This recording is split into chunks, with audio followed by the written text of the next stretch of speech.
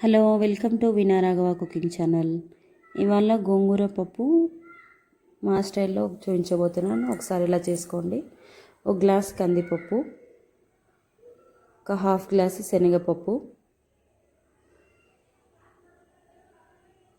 ఒక చిన్న tea spoon అంతా పెసరపప్పు, కొంచెం గోధుమలు, ఒక గుప్పెడు పల్లీలు,